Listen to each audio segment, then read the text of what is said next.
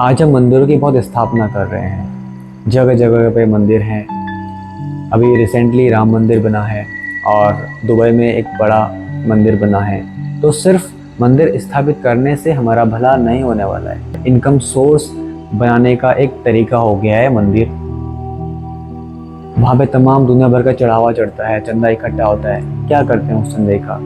सिर्फ अपने ही personally use के लिए वो उसको इस्तेमाल कर रहे हैं। सिर्फ पैसा इकट्ठा करने का एक साधन बन गया है मंदिर आज। और हम मनुष्य सोचते हैं कि मंदिर में जाएंगे, इतना चढ़ावा दे देंगे तो ईश्वर को भी खरीद लेंगे या ईश्वर से अपनी कोई भी विश इच्छा पूरी करवा लेंगे। पर हम ये भूल जाते हैं कि हमको जो भी कुछ मिलता है हमारे कर्मों के आधार पर मिलता है। ईश्वर के साथ इस तरह की सौदाबाजी सही नहीं है। हम क्या ही ईश्वर को दे सकते हैं? सब कुछ तो ईश्वर ने हमको दिया है। उसको चढ़ाना चाहिए जो हमने खुद पैदा किया। अपने अंदर जो हमने विकार पैदा किए हैं, काम, क्रोध, लोभ, मोह, अहंकार जो हमने पैदा किया है, इसको आप ईश्वर को समर्पित कर दो ताकि आप हल्के हो जाओगे और ईश्वर से शक्ति पाओगे। उससे भला हो सकता है। अगर स्थापना करनी है तो स्कूल की स्थापना कीजिए जहाँ पे सब लोग शिक्षा हासिल कर सकें। स्थापना करनी है तो हॉस्पिटल की कीजिए जहाँ पे सब लोग अपना इलाज करा सकें, कम पैसे में या फ्री में। स्थापना करनी है तो धर्मशाला की कीजिए जहाँ पे यात्री लोग, गरीब लोग अपना बसेरा डाल सकें, रह सकें। इन चीज़ों से मिलती हैं दुआएं। और अगर मंदिर की बात करें तो मंदिर में जाके होता क्या है, जब हम मंदिर में जाते हैं तो कुछ टाइम के लिए हमको शांति मिलती है, अच्छा माहौल वहाँ पे हमको मिलता है। जब तक आप मंदिर में रहोगे तब तक ये अच्छा अनुभव करते हो। वहाँ की जो वाइब्रेशन होती है बड़ी पॉजिटिव रहती है। लेकिन जब आप घर आ जाते हो तो वापस जैसे थे हो जाते हो। तो क्या हमको हमेशा मंदिर में बैठे रहना पड़े उस अच्छी वाइब्रेशन को लेने के लिए? तो इसका सॉल्यूशन ये है कि क्यों ना हम अपने घर को ही मंदिर, मस्जिद, गुरुद्वारा, चर्च की तरह बना दें ताकि जो फ्रिक्वेंसी, जो एनवायरनमेंट वहाँ पे रहता है वो हमारे घर पर हो, ताकि उसका असर हमारे बच्चों पर भी पड़े। अच्छा, तो हमारा आत्मिक बल बहुत बूस्ट हो जाएगा ताकि जीवन के कितने भी चैलेंजेस आए, जीवन की कितनी भी परिस्थिति आ जाए, हम उनको फेस कर पाएंगे। हम किसी मंदिर में दर्शन के लिए जाते हैं तो कितनी वहाँ पे भीड़ लगी रहती है, ढंग से आप दर्शन भी नहीं कर पाते। पुजारी बस लाइन में लगा के हमको आगे की तरफ धक्का मारते रहते हैं कि जाओ दर्शन करो और चले जाओ।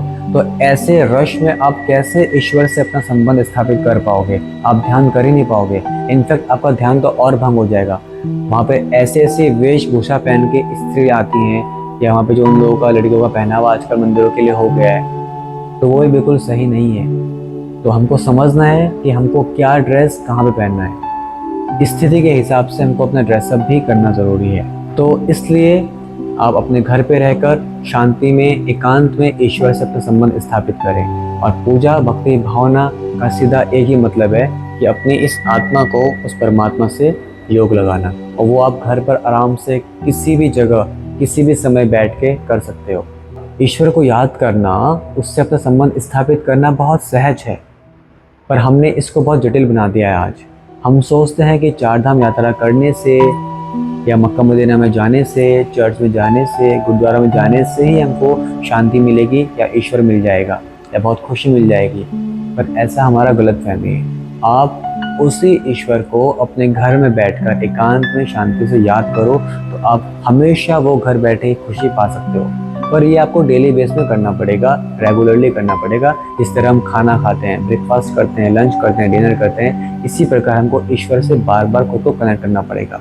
और इसका एक चार्ट भी मेंटेन करना पड़ेगा कि आज दिन भर में हमने कोई गलत काम तो नहीं किया, किसी का दिल तो नहीं दुखाया, किसी से हमने ऊंचे शब्दों में बात तो नहीं की, किसी को हमने धोखा तो नहीं दिया। इस तरह से अपनी चेकिंग करते जाएं और ईश्वर से संबंध बना के रखें। इधर पे ही सतयुग आ जाएगा। सतयुग बाहर बाद में बनता है, पहले अपने अंदर सतयुग बनता है। तो आज हमको पहले अपने अंदर के कलयुग को समाप्त करने की जरूरत है, तो जाकर के बाहर का कलयुग समाप्त होगा और सतयुग स्थापित होगा। तो आप किसी भी मजहब के हो, चाहे हिंदू हो, मुस्लिम हो, सिख हो, ईसाई हो, जैन हो या पारसी हो, आज हमको धर्म के नाम पे लड़ना बंद करना चाहिए आज से ही। और स्वयं को समझना चाहिए कि हम सब एक वही शरीर से बने हुए हैं और वही एक आत्मा हम सब में है। तो अंतर भेदभाव किस बात का? क्यों हम आज जातियों में विभक्त हैं? क्यों हम आज धर्मों में लड़ाई करते हैं? आज हर कोई शांति के लिए मारा मारा फिर रहा है। सबको सुख शांति चाहिए। शांति के लिए हमको अपने सोच को ऊपर उठाना पड़ेगा, अपने विचारों को ऊपर उठाना पड़ेगा। और खुद को आत्मा समझ, ज्योति बिंदु समझ, उस परमपिता परमेश्वर परमात्मा से योग लगाना पड़ेगा।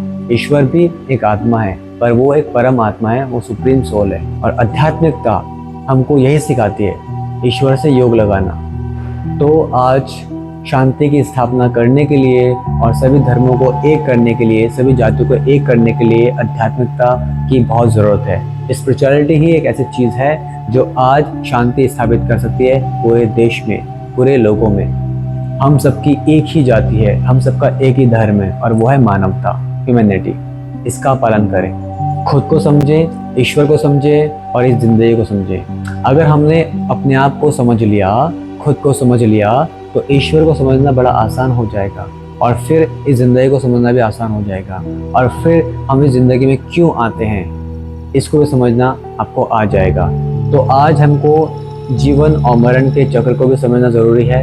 84 का जो साइकिल है, इसको भी समझने की बहुत ज़रूरत है हमको आज।